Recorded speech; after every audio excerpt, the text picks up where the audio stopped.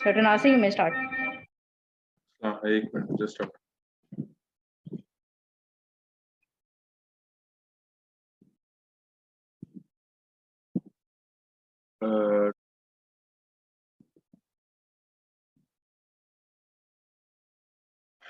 So we are going to start. Assalamu alaikum everyone. My main name is Dr. Nasir Ali, and I am a senior registered Indus Hospital in Karachi.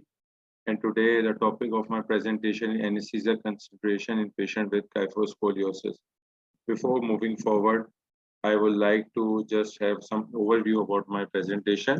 We start with the anatomy and definition, then the prevalence, the types, sign and symptoms, severity and Cobb's angle, effect of kyphoscoliosis on various organ system, the surgical correction, the preoperative evaluation, and management of anesthesia. So first of all, we will come towards the anatomy. We will come toward the normal curves of spine, which is also known as physiological curves. In the thoracic region, we have a posterior curve, which is known as thoracic kyphosis. And in the lumbar region, spine curves entirely known as the lumbar lordosis. But what is kyphoscoliosis and what is the definition of kyphoscoliosis and scoliosis? In the kyphoscoliosis, there is an abnormal curvature of the spine in both the coronal and sagittal plane. So what is coronal and the sagittal plane? These images are in front of you. You can see the coronal and you can see the sagittal plane. So coronal is just the half in front, means you are just watching in front of you. There is an image in front of you. The sagittal is the you are just breaking from the mid side. This is a sagittal and this is a coronal plane. And what is scoliosis? The scoliosis is defined as there is a lateral rotation of spine greater than 10 degrees, and there should be a vertebral rotation and or you can say a vertebral misalignment. There is another image. In this image, you can see the ribs there. The rib cage is distorted. So this is the factor which we will discuss in later on regarding the physiological variation in the lung and in the heart parameters. You can see the curve because of this spine, the rotation, it is just tilting towards the lung, causing decrease in the size, which further lead to physiological changes. It's all clear in this kyphoscoliosis in this diagram also. Now we will come to the prevalence. The greater than 10-degree curves, there is 1.5 to 3% of population. The curves greater than 20 degrees is 0.3 to 0.5%. Curve greater than 30 degrees is 0.2 to 0.3%. In the males are most likely to have an infantile and juvenile scoliosis. The scoliosis in adult is mostly in the female. It's common in the female. We come towards the classification, the types of scoliosis. One thing is there is the most common type is the idiopathic scoliosis. We don't know what's the reason. It can be a collagen disease like Ehlers-Danlos syndrome. It can be a brainstem, some hormonal issue, some growth disturbance. With further types, we have infantile, juvenile, and adolescent. And all of these have their own significance regarding the types of these scoliosis.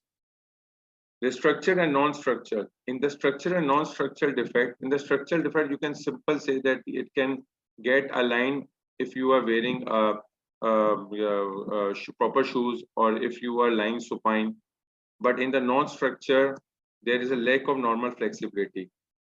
I have a very perfect diagram regarding that. You can see over there. This is a non-structure. Still, you can see there is an alignment is not proper. The one shoulder is drifting downward. So this is a clear example of non-structure. Then it comes towards the congenital scoliosis, in which there is a abnormality in the vertebrae.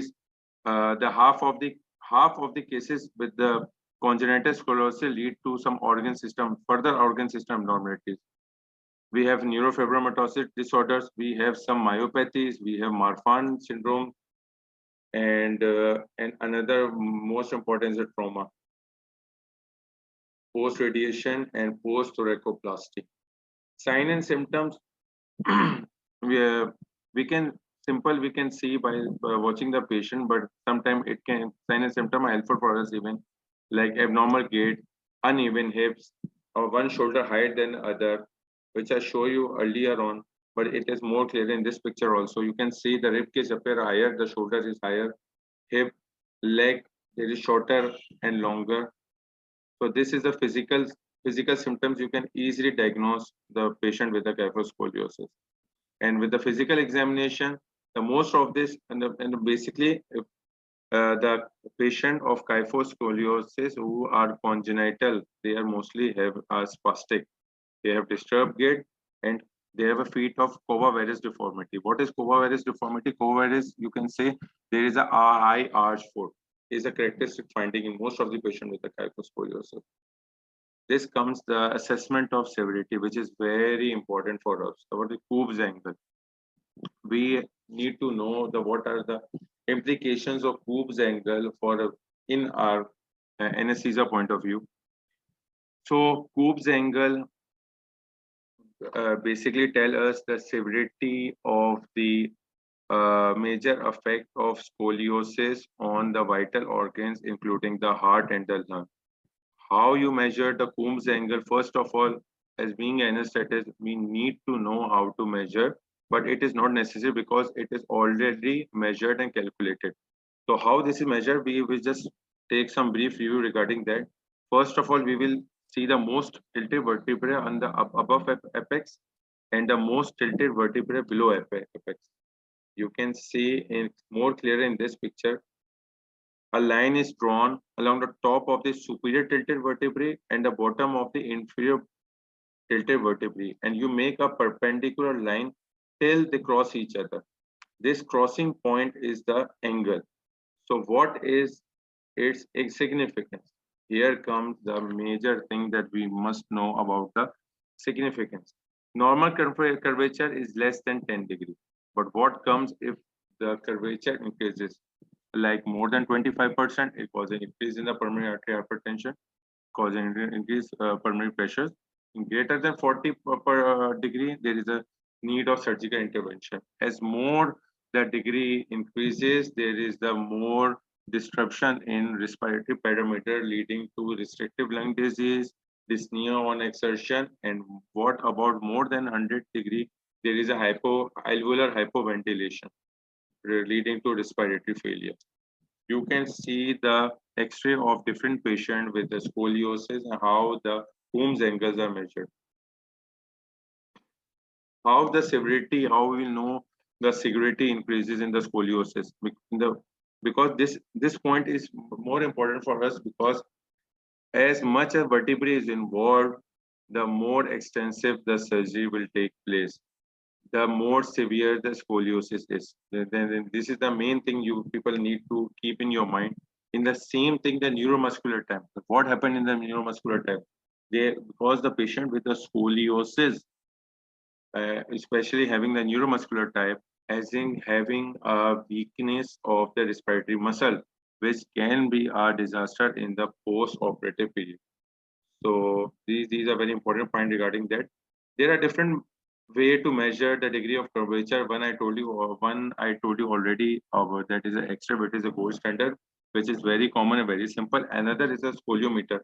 Not important for us, but it's a simple. You need to know this is a simple scale having a rotation ball. Just tell you about the curvature, the angle of the curvature. Here we comes to a very important topic, or the effect of kyphoscoliosis on various organs. In the previous image, I just want you people to just see regarding this one. Yes, see this. What is happening over here? The spine is tilting over one side, causing the lung to collapse. So you people need to think what can be issues regarding this scoliotic child about the lung parameter. So what happened? It is a restrictive pattern. Causes this because of this curvature, tilting of the curvature, the lung parameter decreases, the total lung capacity decreases, the vital capacity decreases. So causing hypoxemia. There's a there are many reasons regarding the hypoxemia which we will discuss later on in detail. Yeah. Restrictive pattern seen, the vital capacity decreases 60 to 80% predicted. The TLC, FRC, and inspiratory capacity and expiratory reserve volume all are decreased. FE1 or FEC ratio remain normal and the residual volume increases. What about scoliosis develop in the first 6 years of life? What happened? The alveolar tissue formation take place from the birth till the 8 years. So as if it is the congenital, there is a lesser amount of tissue formation take place, leading to decrease in the alveolar oxygenation, causing the hypoxemia. If we come over the cause of abnormal PFT, what are the cause of abnormal PFT?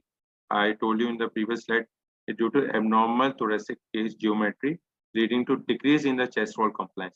Compliance छोटी हो जाती है, जिसकी वजह से tidal volume decrease हो जाती है. This is the one of the major thing. The lung and respiratory muscle are normal except in the congenital and infantile type where the growth of the lung may be impaired. I mentioned you previously regarding that. And what you get in the blood gas abnormality, the decrease in the oxygen level, arterial hypoxemia, and there are different school of thought regarding the decrease in the saturation. There are many studies regarding that. In one study, there is the cause of hypoxemia is ventilation perfusion mismatch.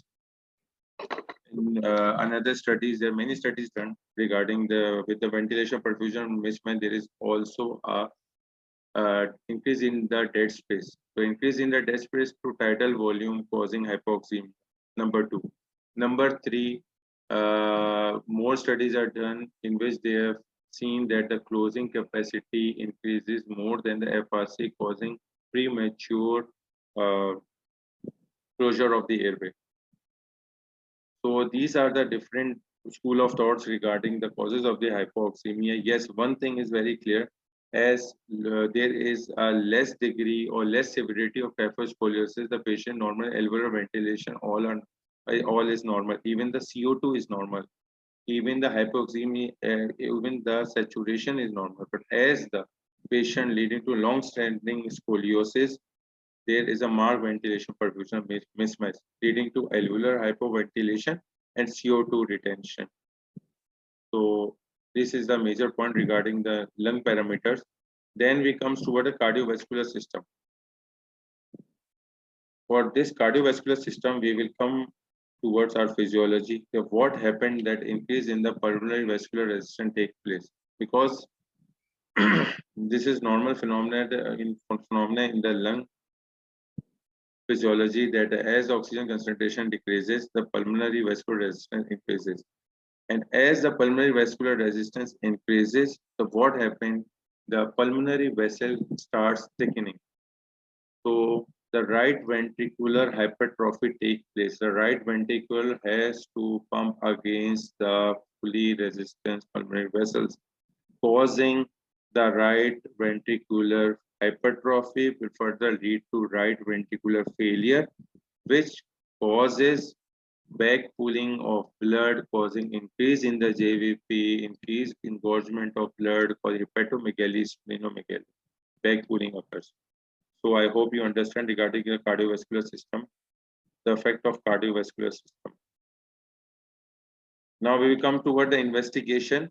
In the investigation, we will start with the CBC, LFT, urea, creatinine, electrolyte. Coagulation study is very important because this is a massive surgery, major surgery causing massive blood loss. So we need to know about the coagulation study. Then it comes toward the chest radiograph, which is important. And ECG and echo. There is a different school of thought. Echo is basically important for patient mostly having some cardiac issue. While if a patient comes to you with a 14 or 15 years old and having no coma, no issue, no coma regarding this, there is no need for echocardiography. But still, it varies to patient, it varies. Treatment. Surgical intervention occur when the curve magnitude estimated by Coombs method is more than 40 degrees. You have to go for this surgery because as the degree increases, the cardiorespiratory compromise take place. So what is a surgical procedure? Our aim is to achieve spinal fusion in corrected position, decortication and maintaining correction till bony fusion with the help of instrumentation. Rectus spinous process, intraspinal ligament facet joint removed, vertebrae are decorticated, bone graft placed.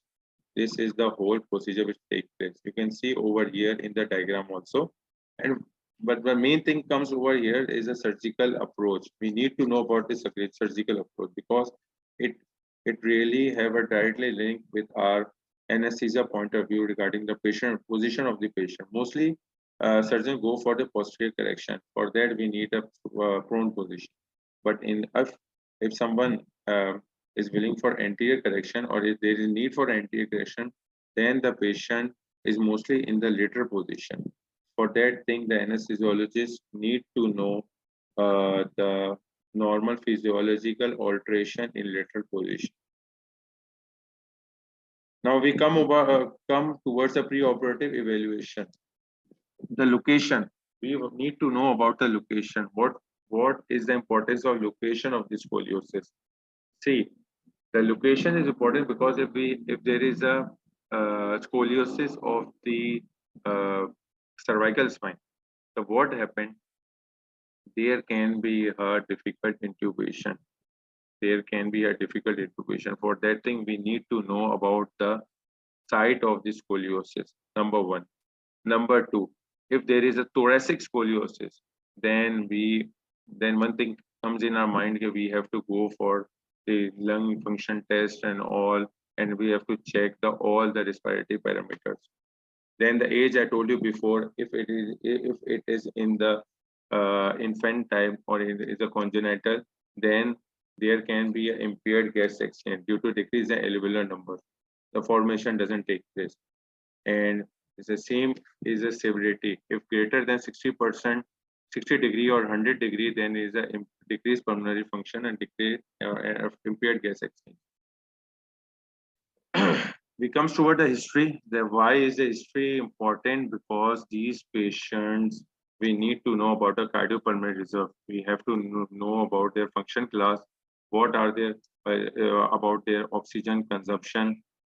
Because a patient with a normal patient having a good cardiopulmonary reserve have a good post-op recovery as compared to all patient having a low vital capacity like less than 10 ml per kg. So they mostly need post-op ventilation. If patient having cough and wheeze, like if having any parenchymal lung disease or any cough and wheeze, any issue regarding the lung parenchyma, for that thing you have to first of all clear it out. You have to optimize. Then with a patient with the Marfan syndrome neurofibromatosis, it is a very common in this scoliosis patient that mostly they come with the Marfan syndrome and neurofibromatosis. The Marfan syndrome, the patient, they not only have a lung issue but also the heart, the most commonly mitral valve. Their mitral valve are they have a mitral valve prolapse, and same with the neurofibromatosis. And for that thing, you have to first of all to rule out before the surgery with the help of history of the patient. Same with the physical examination. In the physical examination, you have to auscultate the lung for any wheeze, which I discussed later on. Having any obstructive or parenchymal lung disease, loud second heart sound, because due to pulmonary resistance, there is increase in the right ventricular, causes right ventricular hypertrophy. Or you have to check the engorged vein, any hepatomegaly, any edema. The same with the Kyphoscoliosis spots. The Kyphoscoliosis spots is significant for neurofibromatosis. With that thing, you have to further rule out the investigation, not only regarding the lung or the heart, but further because neurofibromatosis also linked to any cranial defects. So for that thing regarding the ICP and all, you have to keep this in your mind. And the same, which I mentioned before, the airway assessment to see if there is any cervical scoliosis, a high arch palate. which can be a cause of difficult intubation. And a neurological assessment. Now, point comes towards the why the neurological assessment is important. It is proven that the patient or already having any neurological insult have a more increased risk of spinal cord injury during the scoliosis. So you have to do a proper documentation pre of while proceeding for the surgery. Then we come toward the pulmonary function test. We do the ABGs before that to check the baseline PO2, PCO2 levels, pH level. Same the spirometry. In the spirometry, you check the FE1, FEC ratio, peak expiratory pressure, peak expiratory flow rate, and check the exercise capacity, which is part of the cardiorespiratory reserve. And what about if the patient vital capacity is less than 40% of the normal, then these patients require post-op ventilation. And what is the causes of hypoxemia in ABGs? Mostly it is due to ventilation perfusion mismatch as compared to alveolar ventilation. Now point comes to why the ventilation perfusion mismatch. I told you already there are 2 to 3 reasons regarding that. A different school of thoughts. One is the closing capacity is more than functional respiratory capacity. Second, there is a decrease in the DLCO, and third is a ventilation perfusion mismatch because of the altered rib cage. And yes, the echo is important for the patient with muscular disease, with Marfan syndrome, Ehlers-Danlos syndrome, Duchenne muscular dystrophy, and Friday ataxia. One thing more I want to add on that patient with scoliosis are sometimes having some muscular disorder like center core disease, multi-core disease. So we have to avoid succinylcholine because it can lead to a malignant hyperthermia. So these are also concerns regarding that. We have to keep this in our mind. Now we come toward the preparation of the patient. We have to prepare physiologically and psychologically. What do you mean by physiologically and psychologically? The physiological is like incentive spirometry, bronchodilator therapy, autologous blood arrangement, FFP, platelets, ये सारी चीजें we arrange. But what about the psychologically? Because there is one test done intraoperatively. This is known as wake-up test. वैसे this wake-up test is almost obsolete in most of the centers where we have a neurophysiological access. But most of the centers in the underdeveloped country don't have these neurophysiological monitoring. So still they do frequently the wake-up test. So for wake-up test, you first of all need to prepare the patient regarding what are the steps regarding that, which we will discuss later on. So that patient should know about that. Even the patient family should know about that. Because they need to know that this is a part of the surgery. Because sometimes we need to avoid, but sometimes what happens, during the wake-up test, there can be awareness. So later on, I will discuss that we need to cancel out this awareness during anesthesia by different method. Now we come toward the anesthetic technique. No technique is fixed for the scoliosis surgery. This is proven. Yes, the gold standard is if we go for the Tiva with the propofol and remifentanil, but we make some changes because most of our centers we don't have remifentanil, so we have to make some amendment regarding that. So there are different ways, like with the induction, you can reduce with the thiopental, propofol. You can maintain if you with a high dose fentanyl. If you don't have fentanyl, you can go for the morphine. There plus the propofol infusion for the maintenance with 100 to 200 mics per kg per minute. Same with the low nitrous, you can add a nitrous. Yes, the inhalation drugs and the nitrous, they really affect on the somatosensory and motor work potential, but they there are different studies done that they doesn't uh, uh, they they don't have such effect on the amplitude and the latency that it affect the monitoring. So you can go for the, even you can give the ketamine 0.1 to 0.2 mg per kg, and then we have a very good drug regarding that is a dexmedetomidine, but there are some flaws regarding that also in the post-op recovery period. And in the anesthetic technique, the main thing is that the pain, how we go for the pain relief, which later on we will discuss in detail. And another is the surgical approach. If the surgeon is willing for double lumen, if need he need double lumen, or if he go, and secondly the patient position. This is also important point regarding that. Then we come towards the monitors and lines. There are 4 to 5 things we have to keep this in our mind. What the first of all, we need to take a 2 wide-bore IV lines, number one. Second, we need to have a standard ESM monitoring, including the ECG, NIBP, SpO2, and end-tidal CO2. Third, the urine output. Fourth, the temperature, which is very important regarding it really, because these all factors, especially the temperature, so what does it really affect on the neurophysiological monitoring, and it can be a problem for the neurophysiology to assess the integrity of the spinal cord nerves and all the pathways. Esophageal stethoscope. Then we come towards the pulmonary artery catheter and transesophageal echo. But this is not mandatory for all patients. I just want to mention that yes, a patient having like Marfan syndrome, having some cardiac anomaly, you need to have a pulmonary artery catheter and transesophageal echo. But again, the point is that you have to be very careful while using pulmonary artery catheter, because these patients with cardiac issues and with the lung parameters, decreased oxygen reserve, they have increased in pulmonary artery hypertension. The what happened?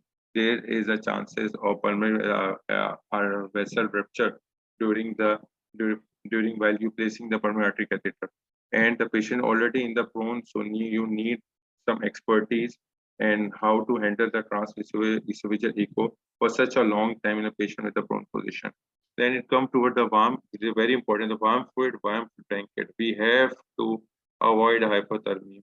Eye care, pressure point and position, which we will discuss later on. What are the intraoperative concerns? The intraoperative concerns is first of all hypothermia. Then we comes to the blood loss and their replacement. How we need to measure the blood loss, how to replace it. Then if the surgeon need a lung isolation, number 3, and number 4, very important, the spinal cord monitoring, the evoke potential and the wake up test. And we have to be very concerned regarding venous air embolism, because when there is increase in the pressure, because this venous air embolism due to increase in the pressure gradient between open veins and right atrium, especially when the surgeon is doing the case when the spine is open. Now we come towards the blood loss and replacement. What are the factors in which there is an increased chances of more blood loss?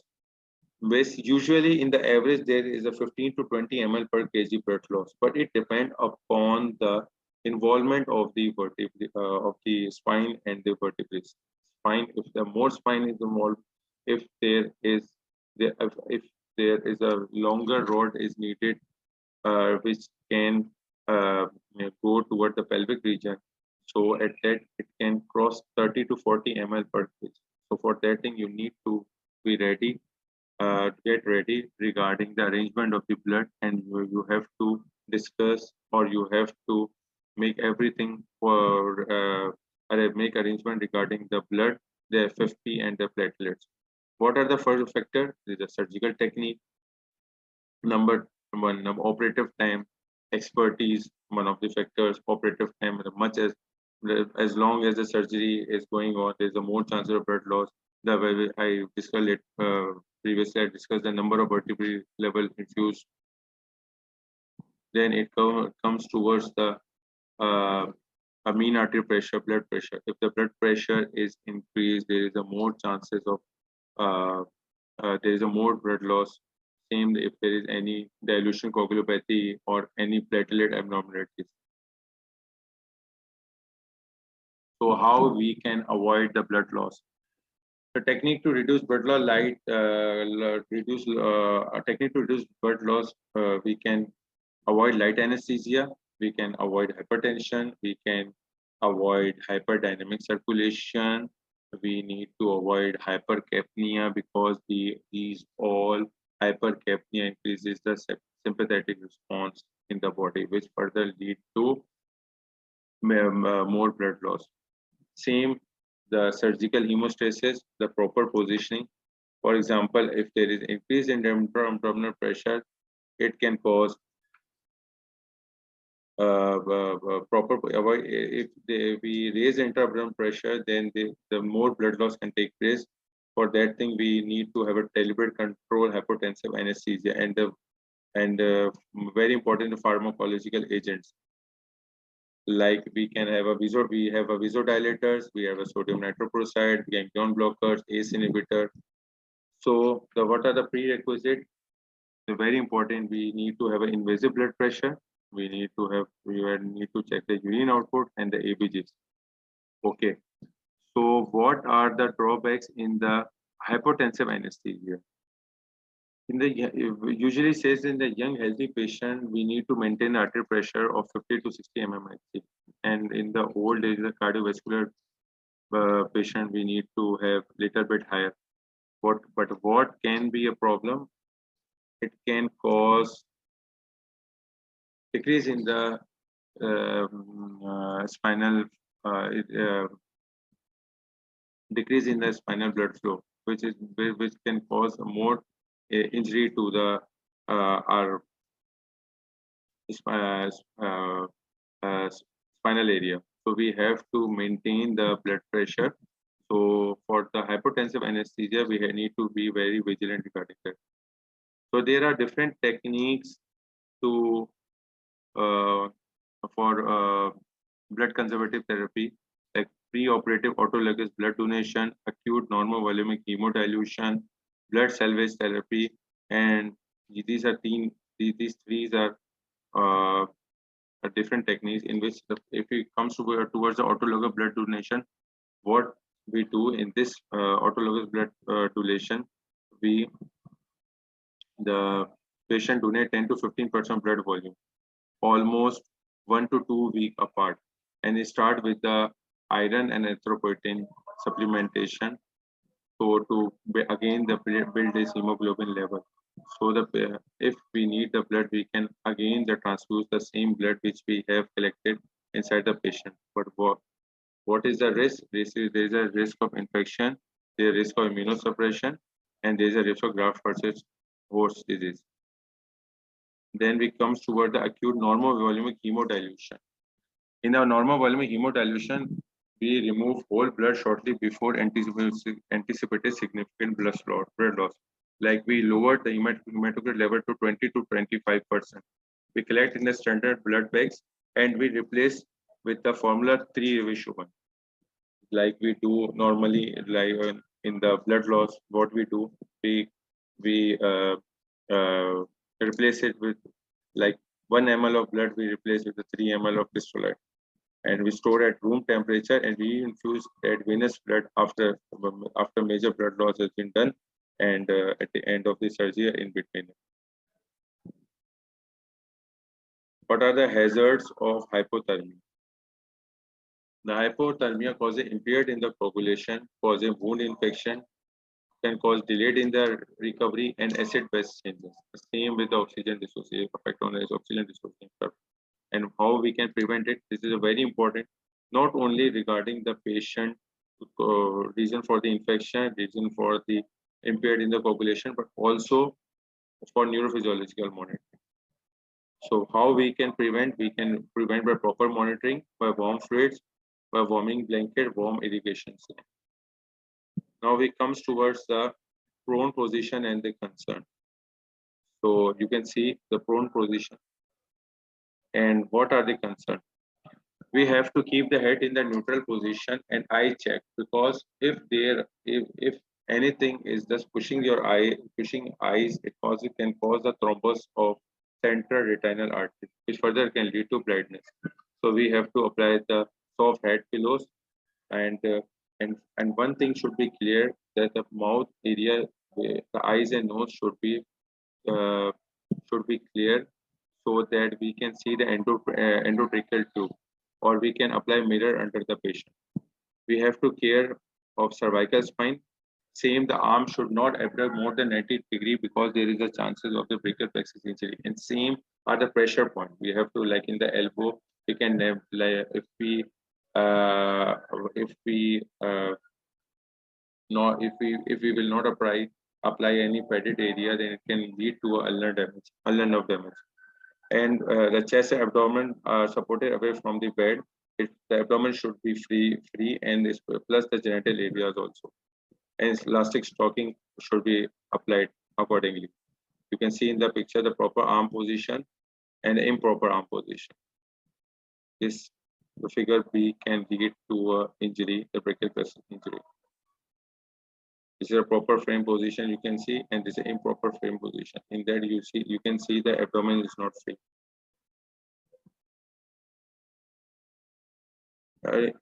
For head position, we have the different gadgets. You can see the nose, the mouth area is clear.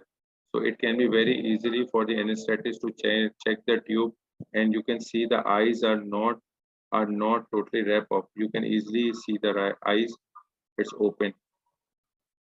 Now we will come towards a very important point. This is spinal cord monitoring. In the spinal cord monitoring, why it is important, especially during the intraoperative time. What happens when the surgeon is applying the rod? There, at that moment, during fixation, any artery can be blocked. He can stop the circulation of the spinal cord, which can further lead to neurological deficit. So for that thing, we need to have a proper spinal cord monitoring. What are the causes of neurological injury? It can cause due to direct injury to the instrument. It can cause by spinal cord distraction, hypotension, which I mentioned before, decreasing in the spinal cord perfusion, and ischemia. To further lead to ischemia. And how we can do spinal cord monitoring? The wake-up test, the somatosensory evoked potential, and motor evoked potential. Before going to the somatosensory evoked potential, before motor evoked potential, we need to know some pathways of the somatosensory and motor evoked potential. In the spinal cord, the anterior column is linked with the motor reflexes, while the posterior column is with the sensory reflexes. You can see the dorsal column. And the anterior side is supplied by the anterior spinal artery, which is single, while the posterior side, the posterior column is supplied by posterior. We have two posterior spinal arteries. We will first come toward the wake-up test. The wake-up test, first of all, we are explaining procedure prior to surgery, and how we do the wake-up test. We switch off the inhalation. First of all, we explain the whole procedure to the patient before induction. And when we need the wake-up test, we switch off inhalation, muscle relaxant, and maintain an opioid. And first of all, we ask to grip a hand grip, and then move the leg, as we previously told him in the pre-operative session about all the steps we will do in intraoperatively. And we need to be prepared to any restraint, any movement. So because of this sort of thing, the patient, at once he wake up, he move his hand, he can pull out his endotracheal tube. So this wake up test is not done. Normally it is not done in the institute where the neurophysiological monitoring, where they have neurophysiological monitoring. The we come to the wake up test hazard and disadvantage. What are the hazards and the disadvantage? First of all, recall event, number one. Secondly, there is a chance of extubation of the patient because of movement. Third, the air embolism, because patient is taking the deep respiration. That's fourth, there is a dislodgement of instrumentation. The surgeon is applied the rod because basically he wants to just check the integrity of the spinal fluid. So for that thing, there is a chance of displacement of the instrument and self-injury. Now we come to what a somato sensory evoke potential and motor evoke potential. The sensory evoke potential, which I just mentioned before, it evaluate the posterior portion of the cord. You can say the posterior sensory portion of the cord, which stimulate the peripheral nerve, mostly the posterior tibial nerve, recorded from scalp or cervical or thoracic epidural electrode. When we will say that it is a significant, mostly what happened during the surgeries, uh, some changes occur, like because of hypothermia, sometimes because of inhalation. There are different school of thoughts that some even the surgeon says that kindly, even the neurophysiologist request to switch off all the inhalation. But according to study, if we have a low dose of very titering like zero point 0.2 to zero point 0.3 isoflurane, if we use that, if it not makes such difference in the neurophysiological monitoring. So what is the main significant point when there is an increase in latency more than 10 to 15% and decrease in the amplitude more than 50%, then it is a red alert point. Okay, you have to be vigilant. There is something going on. Same, what affect the neurophysiological monitoring? The hypotension, hypothermia, hypocarbia, hypoxemia, anemia, and anesthetic. So we have to maintain all these things throughout the surgery, which is very difficult. So we don't have any other option. We have to just follow this code. So what is latency? Somebody asks you what is latency. This is a basically time interval between when you apply the electrical stimulation on peripheral nerve, the recording it to recording the evoked response over the cortex. We apply the two you can say the two electrodes, one on the peripheral nerve, the tibial nerve, and secondly on the scalp. So the time when we apply the electrical stimulus, the time it reaches from nerve till the cerebral cortex, this is the basically interval we are just checking out. This is the latency. And what happened in hypothermia, hypoxia, hypercarbia, this time period increases. So we say increase in the latency and decrease in the amplitude.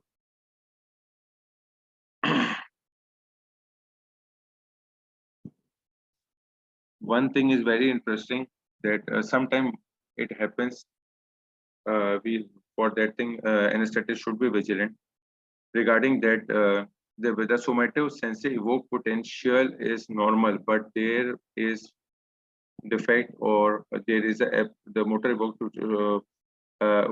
potentially motor evoke potentially motor evoke potentials suddenly it get rid of.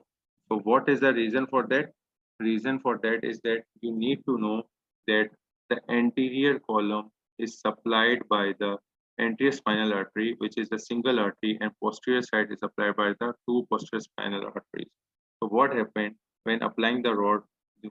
It happens that sometimes only the anterior spinal artery, they are just uh, pushing the anterior spinal artery, decreasing the blood flow. So what happened that the sensory evoke potential is normal, but there is disruption in the motor evoke potential.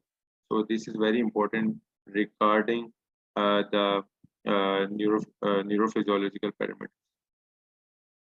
Motor evoke potential assess the integrative spinal motor pathway, electric or magnetic or transcranial stimulation.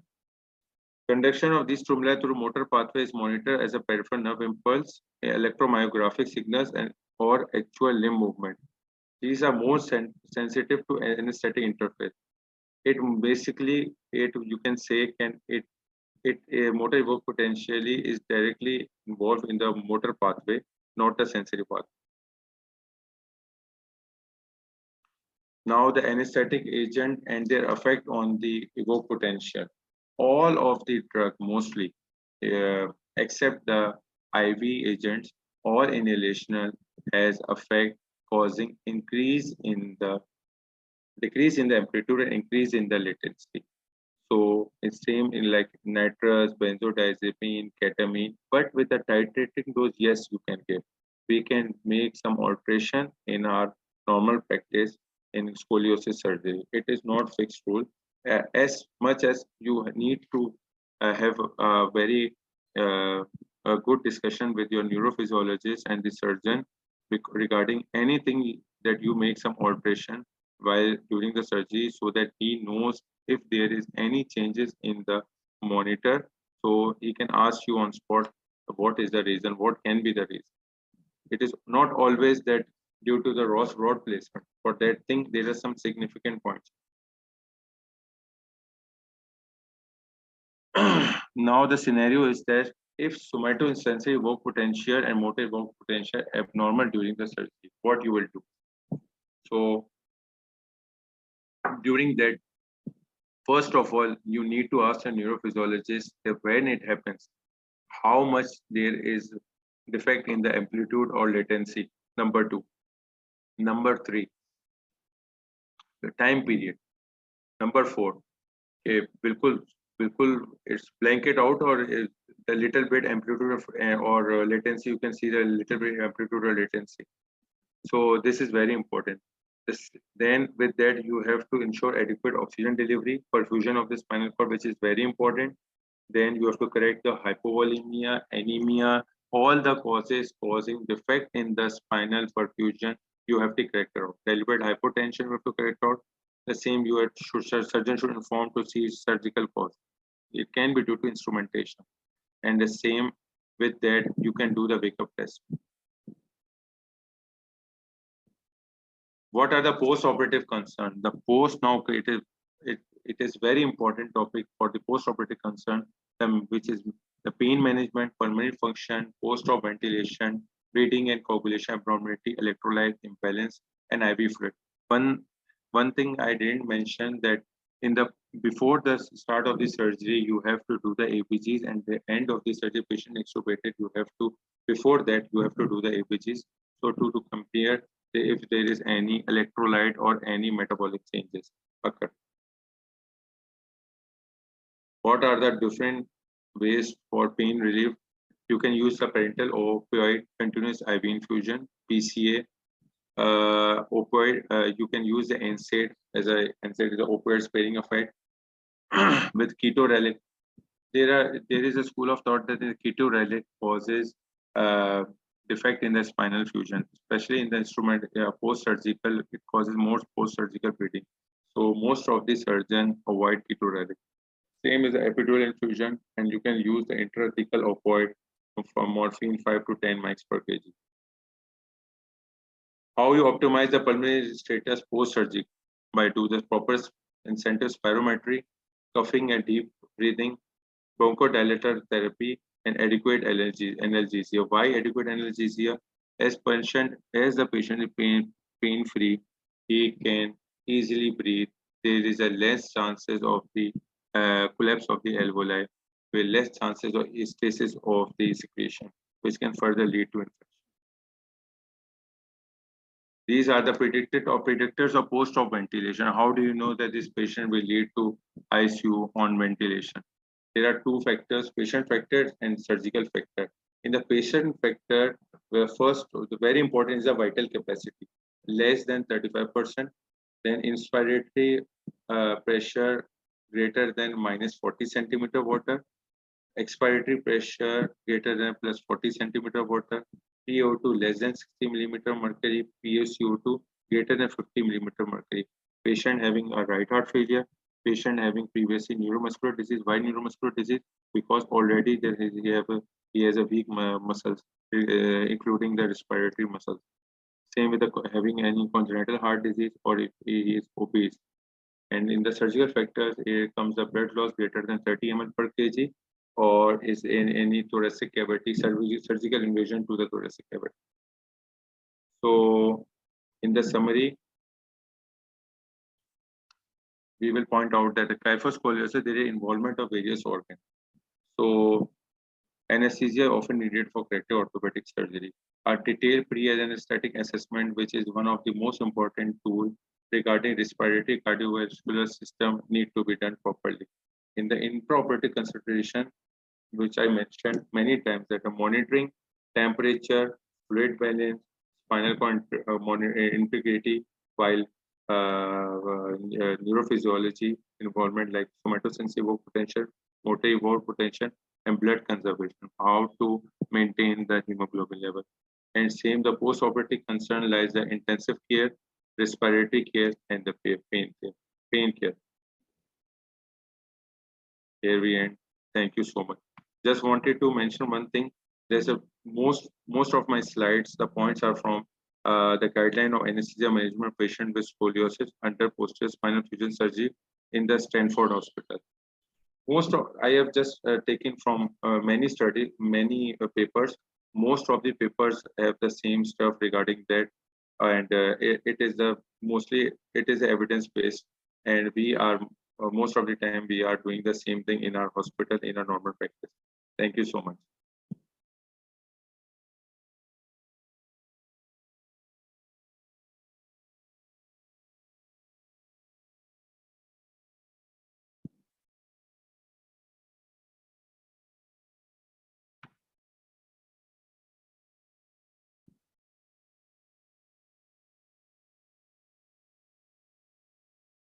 Hello.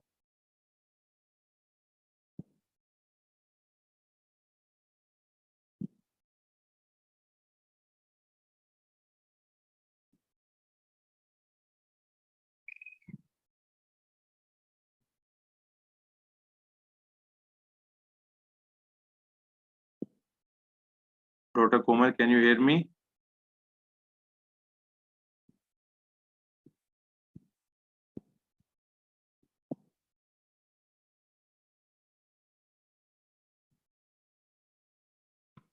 Hello.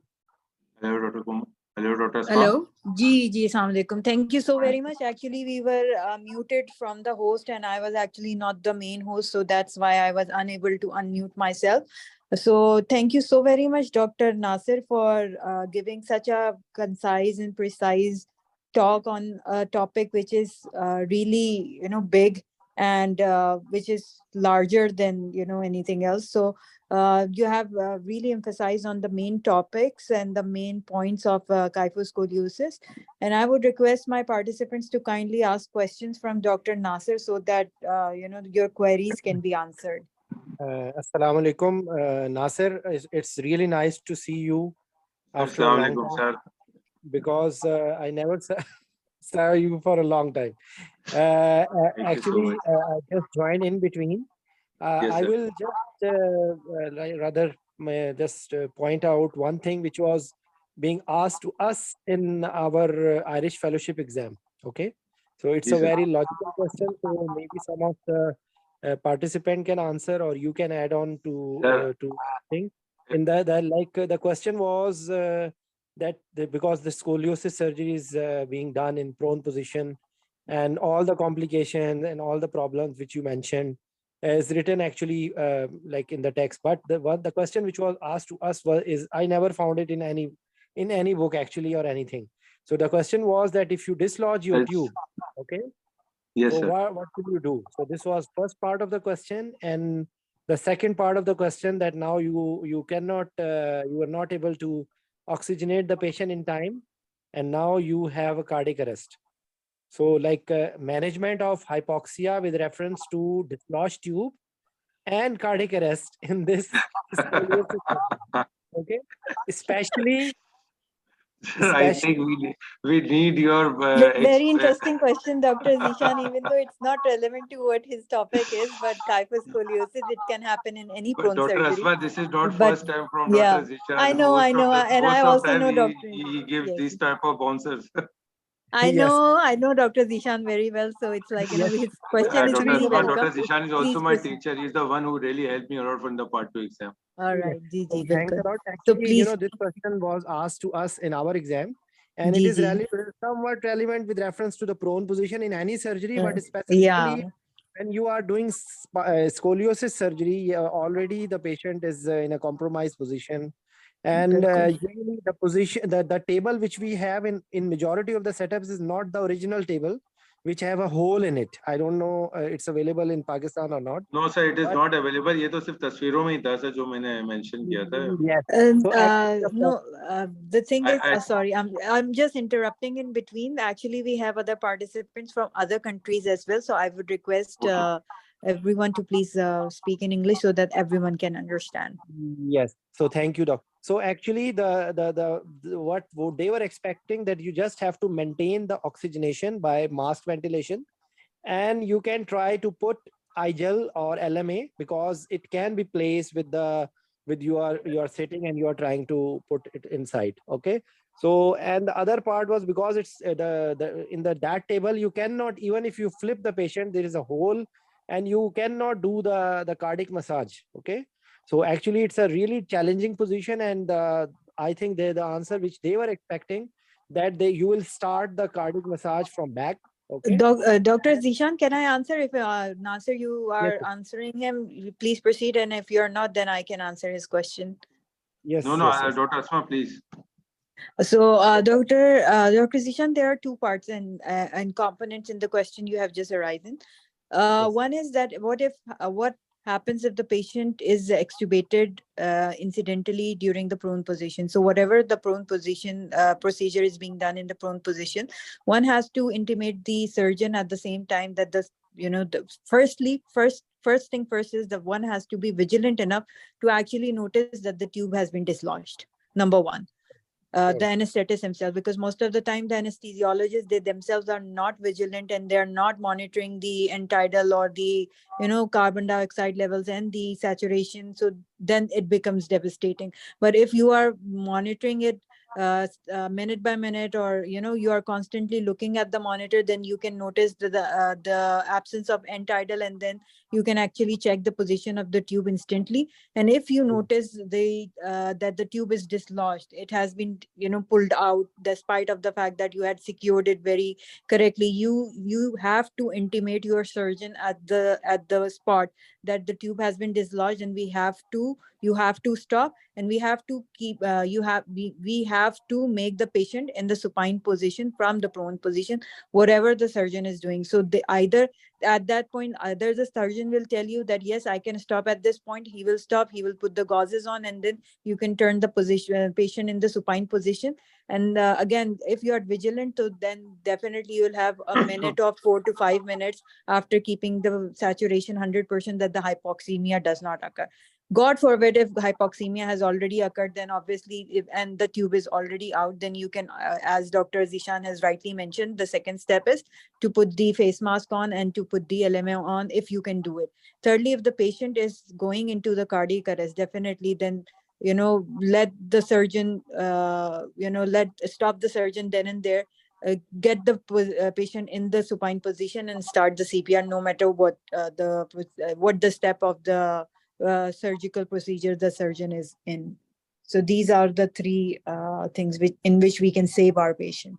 But again, vigilance is most important thing, and the monitoring of end-tidal CO2 and CO2 are the essence of anything. If it goes away, if it gets absent, just get on to the auscultation side. Just check your endotracheal tube. That's Yes, the key of saving any yeah, patient. you have just answered perfectly. Just only one point, because they were just trying to listen, because, and actually it's a logical thing that if this flipping is easy in our the other tables actually, but the table which has a hole in the center, actually it's Yes. very difficult to flip, and actually cardiac massage will not be possible in that table. So that's and the patient is flipped in a way, tape, like positioned in a way that it's very difficult. But anyways, if I either we will agree. Yes, I agree. either we will try to flip the patient or we will start the CPR from the back. That was the answer actually. So it is the thing which is not mentioned in the scoliosis topic or in prone position, but somehow they managed to ask this question. So I enjoy this question now. At that Thank time you I so was much, not sir. Very No, informative. there is a difference, Dr. Zishan, in the sense that the scoliosis patient, the spine is open from the cervical level till the sacral level. So you cannot actually do the proper CPR in a prone position position with open scoliosis. Yes, you can do it in other patients in which the surgery, I mean, the surgical incision is lower down into the lumbar area or the sacral area or even the lower thoracic area. But in an open scoliosis patient in which the spine is open from the cervical till the sacral region, CPR would be ineffective in such cases. So And in the either last, way, you have to get the patient in supine position in no, there is whichever. actually one, Yes. there is one last part, which is the last resort, is open Yeah. cardiac massage. Open cardiac All massage. right. So again, for Because the there is open no cardiac massage, one has to open the chest from the anterior. Now, so cause you the have chest. to flip the patient ultimately. Yes. Yes. Ultimately, you will have to flip the patient on the supine side. So the message is that even if the CPR is being done, CPR cannot be done from the posterior side or in the prone position if the patient has to be in a supine position for the effective CPR.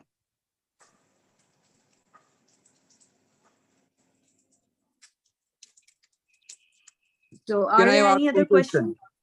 Yes, I have two questions. Yes, please proceed. First of all, thank you very much, Dr. Nasir, for your excellent presentation. Number two, I totally agree with Dr. Asma about the CPR. You have to put the patient in supine position to do an effective CPR. And now my question is with Dr. Nasir, is that you mentioned in your practical technique for the scoliosis surgery. So how often or in which situation your surgeon ask for a lung isolation? I mean, in which situation the surgeon asks for lung isolation? And number two is that for post-op pain relief, you mentioned the options that includes the spinal, epidural, caudal, and PCA. So for the first three options, spinal, epidural, and caudal, I mean, is it practically appropriate to do a caudal or a No, spinal sir, it is epidural not when you're going appropriate. for Still, pain? we have a, you are right, sir. It is not appropriate. We still, we have a, there are, there is a choice regarding that. Basically, sir, in these patients, we go for the PCA. PCA is more effective. Number one. Secondly, you ask about the lung isolation. Yes, the more the curvature it toward, for example, if a surgeon is not properly for as a defect in the approach while doing the surgery, having approach any problem during the approach of the surgery, yes, he can ask for the isolation of the lung. Like if he wants, if the lung is coming on his again and again in surgical access, yes, he can ask for the lung isolation. Yes, Okay, and can Dr. Tariq, I? there are other studies which are available on epidural and caudal in post-scoliosis surgical patients. So we have never tried it, despite of the fact that our center has been one of the most prime centers for doing the scoliosis repair. But and we have never done it personally. But there are literature on the evidence of epidural and caudal in post-scoliosis repair patients. But I don't know how effective that would be, or how how advantageous it would be for the patient after the surgical repair. Dr. Asma, I actually, maybe Dr. Zishan also knows about King Fahd Medical City. It is one of the tertiary care referral center for neurosurgery and spine surgery. And I have Right. worked there for more than 3 years. And Mhm. they usually do 1 or 2 scoliosis surgery every other day. So, Right. so practically it is like you do the PCA for this patient. They never do the Exactly. epidural Yes. or for practical purpose. Yes. But And, literature is if you search yes. the internet, And literature is there for the one more epidural. thing to add about the lung isolation, as Dr. Nasir rightly said that it is a surgical approach. So when the surgeon decides to go anteriorly, in the supine position, they ask the thoracic surgeon to make the space, and then the surgeon try to fix the spinal deformity from the anterior approach. In that situation, the surgeon may ask you for a lung isolation. Thank you very Right. much. Thank you, sir. So do we have any other questions? Let me read from the chat box, because most of the people, they ask from the chat. Could you kindly share the reference or resources that could be read for this topic? Jennifer Rose has asked. So Nasir, it would be really nice of you if you can share the references with me, and then we can, Okay, with sure. the certificates, we can upload it with the participants. And there is There are one many papers. question. There are many papers in the, even they if they do search in the Google, they will get many papers from there. Even it's it's open over Okay, there. so You can get there is very easily. Abdullah Nisar, and he has also asked the same question. Is it possible to employ the epidural in these surgeries with posterior approach? Can you share your experience? No, And there, I don't have experience. Yes, I have performed almost not as much as almost around 4 to 5 cases. In that, right. we only use TIVA. We use TCA. We I use think in TCA. Karachi, Zaudin is the only place where these Yeah, scoliosis are being done very frequently. So we can headed actually by share our Dr. experience. And Asma. yes, and that's why I just said that epidural, even though it has been given in literature, but otherwise we have never given it to any patient post-operatively or post-surgically. We have always used either the PC or the infusion pump of the narcotics. And previously, in the last 2 years, we didn't had the morphine for the post-operative pain control, so we used nalbuphine in such patients. And that also, I think, answers your question that what is your regime for TIVA cocktail in this case? Oh, okay. So you're asking about TIVA. Also, when do you consider switching the drugs off for prompt waking up of patient for post-operative neurological Yeah, assessment? basically this is done when when surgeon has applied the rod. He basically want to check the integrity of the all the spinal nerves and all the pathways. So when he applied the rod, then at that moment he asked the patient to wake it up, so to check the integrity, the movement, or all the reflexes. So at that moment we slowly, before the as soon as rod is applied, at that time we start switching off all the drugs. We just kept it on opioids. So slowly, gradually, patient wake up. And I mentioned in the previous also that before that we do a rehearsal with the patient, telling him that all the procedure which will be done in intraoperatively. So yes, you have rightly said that it should be done. Why? Because when the rod is being inserted for the correction, after that there is no such kind of a surgical intervention which causes more pain, or it exacerbates the pain which a patient might be having. So there is no additional need of keeping or giving the patient extra doses of morphine or any other opioid. If you are using dexmedetomidine, we have excessively used dexmedetomidine once upon a time, like not too long ago, but like few months ago.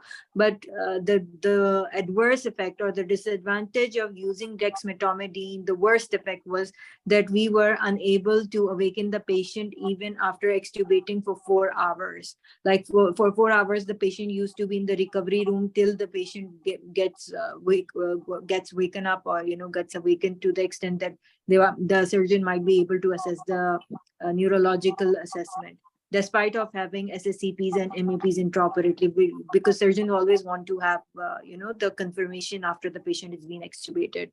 So that was one of the major drawback, that we stopped using dexmedetomidine, despite we were using it in a very low dose. Like we would have been starting it from 0.5 microgram per kg per hour to 0.3 mics per kg per hour. And by the time the surgeon would have reached the application of the rod, we would have stopped it. But even then, we tried different regimes and we were unable to actually get the patient awakened in a shorter duration. So we stopped using dexmedetomidine, and we got back to nalbuphine infusion along with propofol TIVA infusion. And that is when we got the 100% results with relatively early awakening in half an hour of extubation of the patient. Half an hour, 20 minutes to 45 minutes, maximum an hour, not beyond that. So thank you so much, Dr. Nasir. I would request my participants to kindly fill in the feedback form. And we also have Dr. Shabbir Jumani, who is the current president, PSA Karachi. Sir, are you with us? Can we have a few words from you? Brooks, can you please unmute Dr. Shabbir?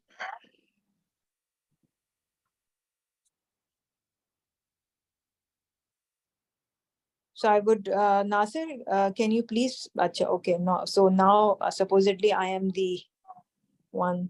So Dr. Shabbir, are you on board with us? Again, you're not allowing me to unmute myself. No, I just came to know that they became me the host. I was not the host Yes. actually.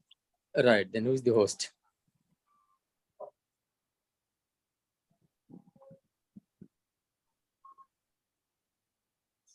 Hello? Hello, yes, sir. Hello? Ji, please proceed. Now, Ji. everybody's listening me? Right. Yeah, Ji, we Now, can hear you. Assalamu alaikum and good evening to everybody. Today, I am really proud of being an anesthesiologist, and probably our society is the only society, or one of very few societies, who is organizing these meetings and these talks on regular basis since last 1 year. And I congratulate Dr. Asma and her colleagues, for really their hard work and arranging these lectures and these talks. I congratulate the speakers as well, and particularly today's speaker, Dr. Nasir, who presented a very informative and very useful talk.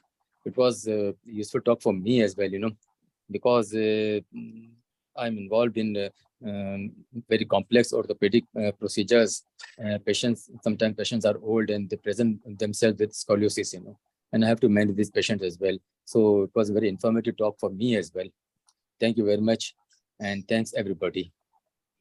Yes, at the same time, I would, because from next week onwards, Ramadan is starting. So I would request my participants, because most of you are the ones who have been taking these classes very regularly. So we would appreciate if you can give us an estimated time where we can take this lecture, because your presence is the one which is most appreciated one and most important for us. So your feedback in that context will help us in organizing these My lectures. presence, Dr. Asma? You are talking about my presence?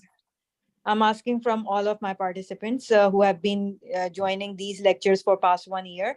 So your presence is really matters for us, and we want to arrange these lectures in a time period where everyone can join in. So kindly write back to us on the email given on which you have just given your registration. And we will also be uploading this lecture on the PSA channel soon, as you have seen that we have previously done. And thank you again for filling in the feedback form. And you all know the format that e-certificate will be dispatched to you on your individual emails. So thank you so much, and kindly give us the feedback on PSA email regarding the timing. So thank you so much. Thank you, Dr. Shabbir, and thank you, Dr. Nasir, for Thank you, Dr. talk. Asma. Thank you so much. I again thank everybody, Thank you very, very much.